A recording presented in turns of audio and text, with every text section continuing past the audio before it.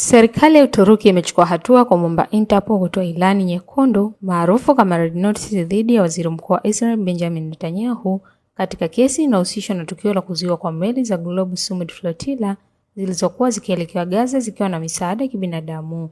Waziri Mkuu wa Uturuki Akin Gürlek amesema ombi hilo limewasilishwa kufuatia hati za kukamatwa zilizotolewa na mahakama ya Uturuki dhidi ya Netanyahu na mshtakiwa mwingine Afek Moskowitz. Kwa mujibu wa mamlaka za Uturuki, kesi hiyo inahusisha jumla ya washtakiwa 35 na inahusiana na tukio lililotokea katika mji wa kimataifa ambapo wanaharakati waliokuwa wakijaribu kufikisha misaada kwa wananchi wa Gaza walizuiwa. Uturuki inadai kuwa vitendo vinavyohusishwa na tukio hilo vinaweza kujumuisha makosa makubwa yakiwemo mauaji ya kimbari, uhalifu dhidi ya ubinadamu, mateso, kuzuia uhuru, kujeruhi kwa makusudi na uharibifu wa mali.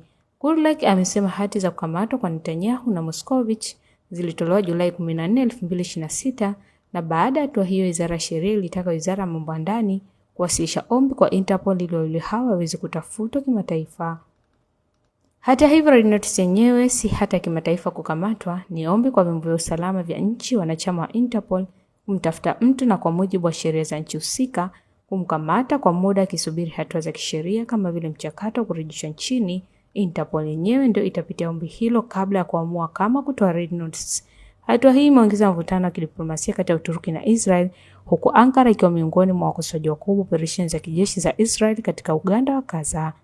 Kwa upande mwingine, ofisi ya Benjamin Netanyahu imekataa hatua hiyo Uturuki na kuishutumu serikali ya Rais Recep Tayyip Erdogan ikisema hatua hiyo haitabadilisha msimamo wa uongozi wa Israel. Kesi hiyo sasa inaendelea kufuatiliwa kwa karibu kimataifa, huku hatua inafuata ikiwa ni uamuzi wa Interpol kuhusu ombi lililowasilishwa na Uturuki.